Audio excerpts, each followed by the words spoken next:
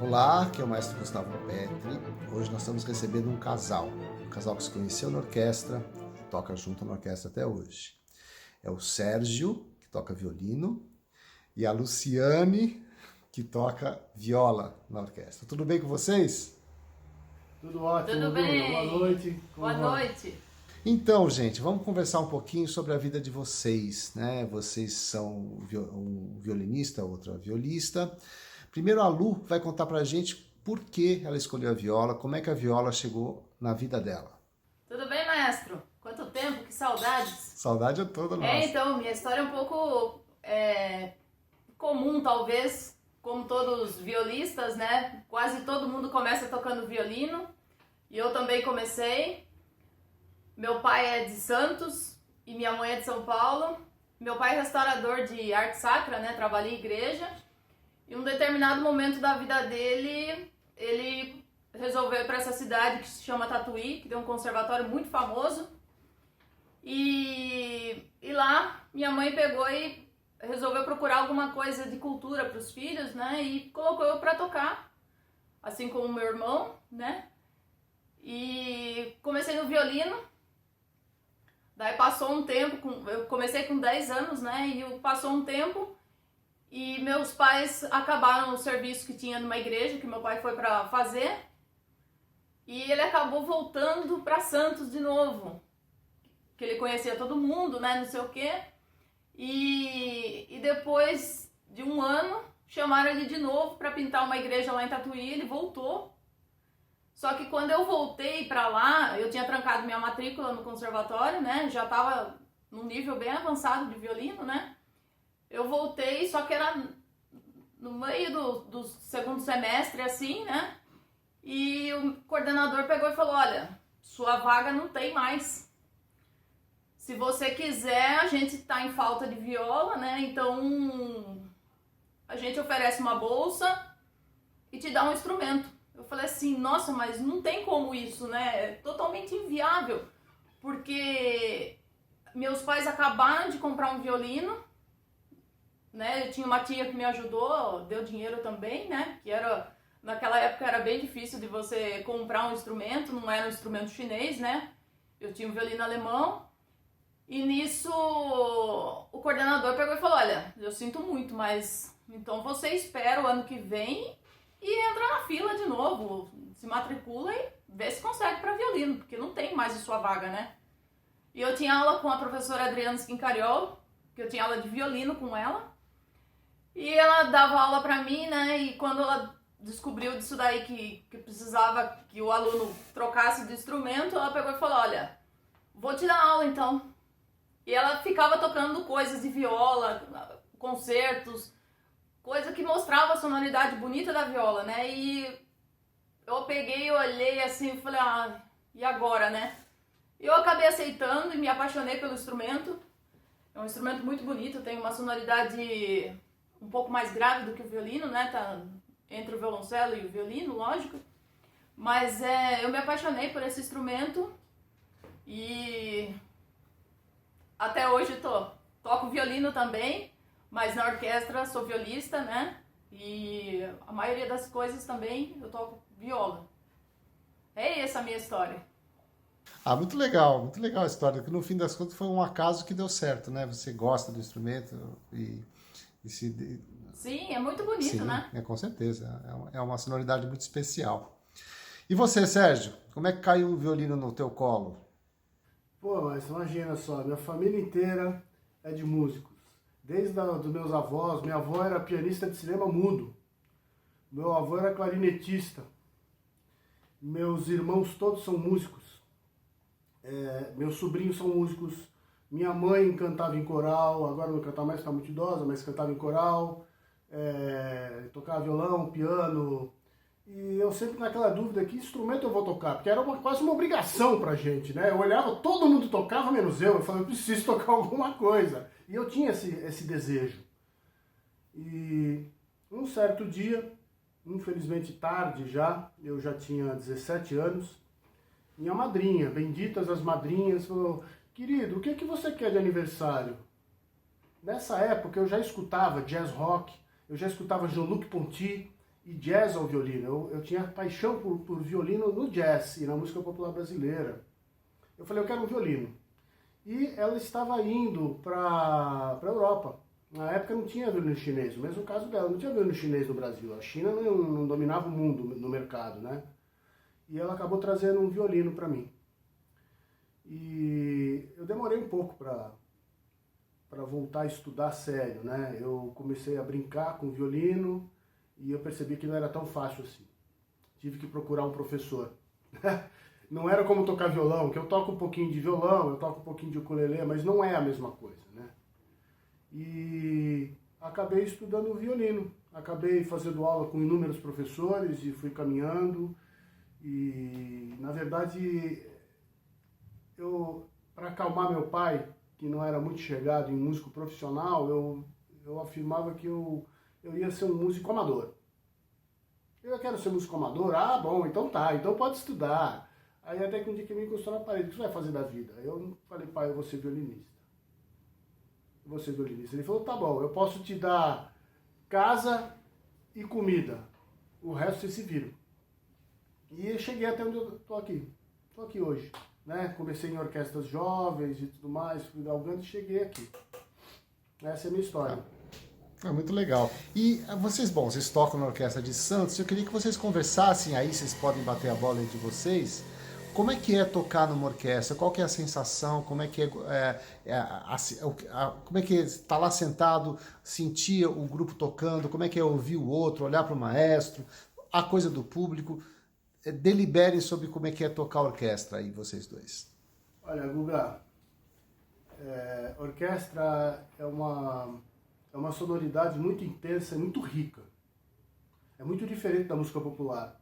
Eu toquei muitos anos com popular, cantei na noite e tudo mais, mas quando eu caí na orquestra pela primeira vez, numa orquestra jovem, eu era menino ainda, eu não conseguia escutar nada. Primeira vez que eu sentei no banco de orquestra, eu não escutava o que eu estava tocando, eu não escutava o que ninguém estava tocando, eu não via o que o maestro estava fazendo, eu não tinha experiência nenhuma. Demorou muito tempo para eu conseguir começar a me escutar, e muito mais tempo para eu conseguir escutar toda a harmonia e entender que é como se fosse um grande instrumento. Eu demorei muito tempo para entender isso. Durante muito tempo eu me escutei, eu me escutava e tinha que bater o pé. Demorou para eu conseguir me comunicar com o maestro e com o resto da paisagem sonora ali e me encaixar. Para mim foi difícil, demorou, mas eu consegui. Eu acho que é uma experiência incrível que todo mundo devia passar, nem que fosse assim, vamos fazer um sorteio hoje. Quem for sorteado da plateia vai sentar no meio, aqui numa cadeira, durante o concerto, para entender o que acontece aqui no meio. A pessoa ia ter uma experiência incrível e inesquecível. É uma ideia. Eu posso dizer a mesma coisa, né? A gente que tá lá no meio ali, né? Você ouve muita coisa, você ouve muitas vozes, às vezes você tem a voz com o seu naipe, às vezes não. É uma experiência única, é uma energia muito boa, né? Que você escuta todos os instrumentos. Dependendo da música, tem uma... Não sei se todo mundo tem isso, mas tem uma energia muito boa que você sente na pele, assim, né? É uma coisa muito... Sei lá, eu tenho com Beethoven, assim, é muito bom, assim. O mais incrível que eu acho é a troca de energia com o público. Nossa, demais. Quando você... A música de concerto, ela tem uma coisa interessante. As pessoas acabam ficando em silêncio para escutar, diferente de um concerto popular, né? E no final, quando você vai para o saguão, que está indo para o carro, tem gente que vem e pega você e fala assim, eu chorei quando eu escutei vocês tocando. A sua mãe fez, né? Que coisa maravilhosa. Eu não consigo esquecer o que vocês tocaram. Isso é muito legal. Isso é muito legal. Você vê que o público, ele compartilha da mesma sensação que a gente, porque é muito emocionante. É muito emocionante. Às vezes você tem que... Eu já cheguei a perder entrada ouvindo um colega tocar. Eu também. Eu parei e quando... Tão lindo que você... Eu me perdi de bobo, olhando o colega solando, É? um naipe, fazendo uma sonoridade. É incrível, é incrível. É uma coisa tão linda que você vê o que ele falou. Eu já também tive uma experiência, né, dessa daí, que você tá tão ali. Você esqueceu que você também tinha que tocar. Você tá ali ouvindo a música e, sei lá, tocar em ópera pra mim é uma coisa maravilhosa. Eu amo ópera e é bem isso, porque a ópera eu decoro o texto, eu decoro a minha parte, eu decoro quem vai cantar. E já aconteceu isso uma vez em Tatuí que, eu não sei se eu posso contar, né? Pode ir contando, né? Que o que aconteceu foi isso. A gente estava tocando, acho que era Dido Enéas. Daí eu sei que o maestro pegou e tava contando lá e falou, gente, cortou 4 compassos. Entra 4 antes. Daí entrou todo mundo e não entrou as violas, né? Daí ele pegou e falou, viola, não vão entrar. Pra variar. Viola! É. Vamos gravar!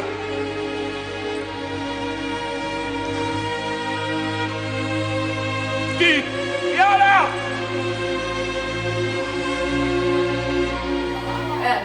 Pra variar. Porque a gente ficou um tempinho sem tocar e a gente tava olhando a cena aqui em cima, né? E nisso, vocês marcaram? A gente pegou e falou, marcamos, né? Beleza. Na segunda vez, quem que não entra? Eu. Que eu peguei e tava ouvindo a pessoa cantando ali, viajando ali, ouvindo, eu sabia o que tava cantando. Olha, é uma coisa maravilhosa. E a ópera, né, a gente tava falando, né, e na verdade eu também tenho a falar que quando vocês, maestros, descrevem a peça, uma pessoa leiga que vai para um concerto, ela consegue também visualizar isso, né? A mãe dele contando isso, né, do trenzinho do Caipira, ela falou, gente, eu saí de lá e eu chorei, porque eu via a cena assim, eu fechava os olhos, eu via a cena assim, né, e isso acontece com muitas pessoas, não é? Mesmo conosco, quando o maestro explica pra gente, sim, a gente pra tem orquestra, outra visão, né? Pra orquestra, quando o maestro explica pra orquestra do que se trata, apesar da gente a gente saber daquilo, ter uma visão de outra pessoa que tem um envolvimento diferente de um instrumentista, né? O instrumentista ele tem aquela preocupação de vencer as etapas dentro da partitura, ele acaba sabendo da história, mas ele está mais preocupado, focado em resolver aquele problema que ele, na 7ª posição, tentar afinar. E quando o maestro explica o que está acontecendo, a gente tem uma compreensão diferente. É como se fosse uma aula. É impressionante. Eu imagino para o público, né, que consegue visualizar o que a gente visualiza, né, um leigo. Sim, É impressionante. E é incrível que as pessoas nos contatam, o pessoal, o nosso público, né, que a gente tem muita gente que pede para nos seguir e fala assim, gente, eu estou com muita saudade de ver vocês tocando, eu preciso que vocês voltem. E a gente também, a gente sente a mesma coisa, a gente fica emocionado, porque a nossa vida é em cima do palco. Eu não sei fazer mais nada além disso, quer dizer, a gente dá aula, e a aula é uma coisa bacana, ensinar o que você sabe é bacana. Mas o palco...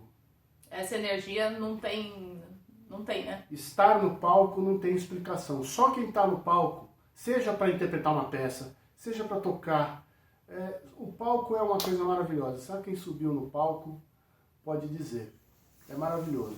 Sim. Isso é muito gostoso. A gente está com muita saudade de fazer isso, né? Essa sensação de estar ali, de estar transmitido, e essa reação com o público é uma coisa muito gostosa mesmo. Isso não tem preço. Sérgio, você falou de passagem, uma coisa que eu vou perguntar aqui para você. Você falou que você cantou na noite. Você cantou na noite? Você trabalhou como cantor? Eu cantei na noite, Guga. Eu tive o privilégio de cantar numa banda onde eu era o compositor. Eu tenho mais de 50 letras. A gente chegou a gravar na MTV. Eu cheguei a ter contratos com prefeitura. Quase que estourou. Chamava Navalhone a banda. Era uma banda de rock brasileiro. Com letras divertidas, de cunho político e crítica social. Aquela coisa de jovem. E era engraçado porque a gente ia pro Damachoque. Não sei se você chegou a conhecer Damachoque, Aeroanta. Eu acho que você se lembra. No antigo Largo da Batata, o extinto Largo da Batata.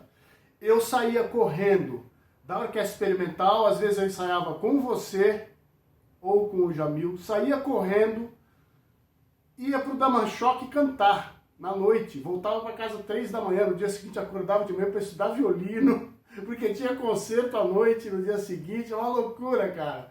Já cantei na noite, canto até hoje, mas hoje eu canto para mim mesmo, né, no meu ukulele, às vezes com meus irmãos que são músicos, mas já cantei na noite sim, eu já sobrevivi de cantar e de fazer teatro também, já fiz teatro também.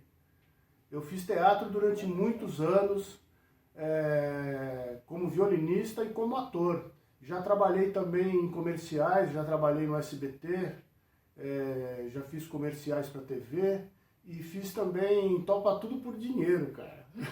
Eu fiz Topa Tudo por Dinheiro, o cara no banheiro, eu invadi o banheiro, o cara lá fazendo o número 2, eu invadi o banheiro para tocar violino e falar, o que você quer escutar enquanto você faz cocô? O cara fala, fora daqui, eu falava, que tal tocar um Beethoven, você gostaria de ouvir? Era muito engraçado, eu quase apanhei várias vezes, várias vezes. Foi muito divertido. Ah, mas legal. A vida tem que ser rica mesmo, né? Falando em riqueza de vida, vocês têm algum hobby? O que vocês gostam de fazer juntos quando vocês não estão tocando? Olha, acho que o Sérgio tem basicamente 2 hobbies e que eu tô sempre atrás apanhando, porque ele vai pescar, eu fico lá 2 horas lá e não veio o peixe, daí eu começo a olhar a água balançando, dá um sono, daí eu só irrito o pobre moço, né? Ou eu me meto a andar de bicicleta com ele, sendo que ele ganhou várias corridas, ele pedala de verdade, né? E daí vai a violista também, atrasada, demorando. Olha, é só risada e eu faço ele perder muita paciência, assim, é muito engraçado, porque ele vai logo! E ele leva eu pra andar nos lugares assim de São Paulo, que eu subo morrendo, assim, que é muito engraçado. É muito engraçado de verdade. Já encontrei senhora saindo da casa pra ir na feira no domingo, a senhorinha olhar pra mim, tá tudo bem, filhinha? Você quer uma água? Não, mas nós temos um hobby que a gente faz junto muito bem, que é cozinhar. Esse a gente não briga. A gente não briga na Maravilha. cozinha. A gente cozinha muito bem, os nossos pratos são deliciosos. Inclusive um dia a gente pode fazer um almoço aqui quando tudo isso passar, porque a gente cozinha bem pra caramba. Eu não sou chefe de cozinha não, mas eu sou aquele cozinheiro de casa, sabe? Eu sei fazer massa, eu sei fazer uma carne, eu sei fazer uma sopa, sei fazer um risoto, sei fazer um assado. E a Lulu também, yakisoba. A Lulu também cozinha muito bem. Então a gente às vezes vai pra cozinha, ultimamente até bastante, né? E sempre comida saudável. Sempre coisa saudável, coisa saborosa, um bom vinho para complementar, né? Aquela alegria. Cozinha a 4 mãos. Mas esses hobbies são apenas um, né, deles, que a gente gosta muito de... Eu gosto muito de tocar. Não violino, mas tocar. Pode ser um violão, pode ser um erhu. Eu gosto muito de erhu. Você conhece erhu, violino de 2 cordas chinês? Eu tenho um erhu, eu toco erhu, eu me divirto. Isso para mim é um hobby. É o que me relaxa, né? A exigência da orquestra é muito grande. A gente tem que estar sempre com os dedos ligados, né? Sempre treinando. Já você pega um ukulele ou um erhu, você está relaxado. Se você errar, tudo bem. Se você errar o acorde, ela pega no meu pé e fala, meu Deus, o que é isso? Mas tá tudo bem. Mas tem mais algum hobby que a gente curta? Viajar. Viajar é um hobby? muito bom. Viajar é um hobby? Sim, claro. A gente acabou subindo a montanha, Guga. Eu subi lá no pico da Pedra do Baú, eu escalei aquilo lá pela face norte, cara. São 2.000 e tantos metros. Eu cheguei lá no pico, nem eu imaginei que eu fosse chegar lá. Eu morri de medo, mas fui. Eu fui, foi maravilhoso. Então a gente pode dizer que caminhar, trilha é um hobby também, a gente gosta muito. E tocar, a gente tem um duo que chama Duvidoso. Chama Duvidoso.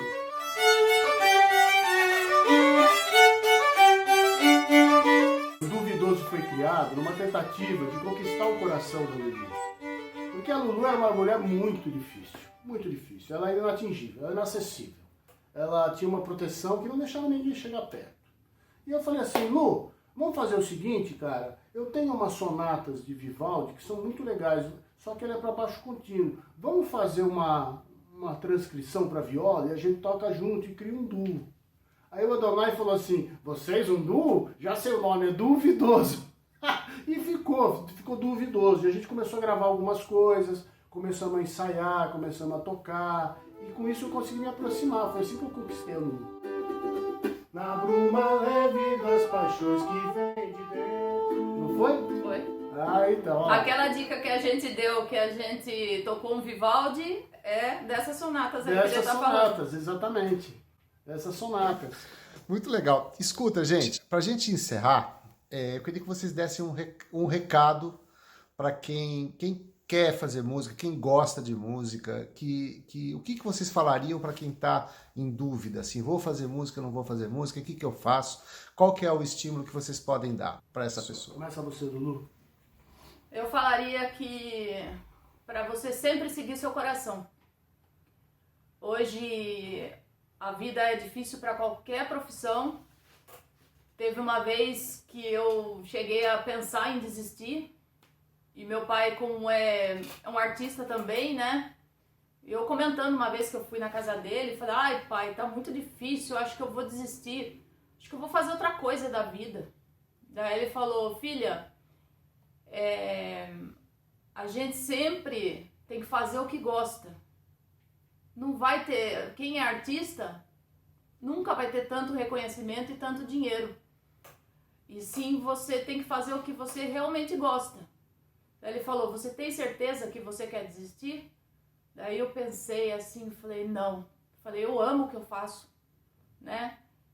E eu sou muito feliz no que eu faço. E a gente tocando numa orquestra, a gente tocando, a gente interpretando qualquer coisa é maravilhoso. Porque a gente passa todo o nosso amor para quem tá vendo, né? E a gente sente isso em quem vai nos assistir também. É uma energia maravilhosa, como eu sempre falo. E a gente está morrendo de saudades de voltar para a orquestra. Como o Sérgio falou, várias pessoas escrevem pra gente. Gente, a gente está sentindo falta de vocês. Quando vocês vão voltar? Ai, aquele show da praia, do teatro. Então é isso. A gente está morrendo de vontade de voltar a tocar e que logo isso aconteça. Que a gente está morrendo de saudade de todo mundo. E siga o seu coração. Se você tem essa vontade de... Não vai ser um caminho fácil, mas é um caminho maravilhoso. Eu tenho para dizer o seguinte. Se você tem vontade de aprender um instrumento, aprenda, porque ele vai criar uma lacuna de prazer dentro dessa vida maluca e desse mundo louco que a gente está vivendo hoje. Quando você estiver aprendendo um instrumento, não em nível profissional, você não precisa estudar 12 horas por dia, que nem um maluco aqui, que nem a louca aqui. Você não precisa disso. Basta você estudar um pouco por dia para conseguir desenvolver um pouco de prazer e se concentrar em algo que vai ser semelhante a uma... Dizem que o silêncio é uma oração, né? Eu acho que tocar é como se fosse uma... Como você está lá, Meditação. Fazendo uma meditação. Você mexe áreas do seu cérebro que você não usa enquanto você não toca. Você vai ter uma experiência impressionante. E seja qualquer instrumento, qualquer um. Pode ser violão, violino, viola, cuíca, tamborim, pode entrar numa escola de samba, pode entrar na orquestra, pode tocar música popular. Toque um instrumento, qualquer um. A vida vai mudar, a vida muda, a vida muda para melhor. Eu costumo falar que quando você toca um instrumento, você nunca vai ficar sozinho. Exatamente. Nunca. Você vai ter Você sempre, nunca está sozinho, você fala vai bem, ter sempre uma companhia que é o instrumento. Né? Nunca está sozinho. Né? Então é isso, gente. Eu quero agradecer vocês, o tempo de vocês, de falar aqui com a gente. Eu tenho certeza que as pessoas que assistiram gostaram muito de conhecer esse lado de vocês. E a gente espera estar junto logo, né, num palco, falando tudo isso, fazendo tudo isso que vocês descreveram, que vocês fizeram, que é com o coração. Muito obrigado, foi um gente. prazer enorme. Obrigada. Nós é que agradecemos a oportunidade de poder falar um pouco sobre a nossa vida e a nossa arte. Tá? E até breve. Até breve. Um grande abraço. Até breve.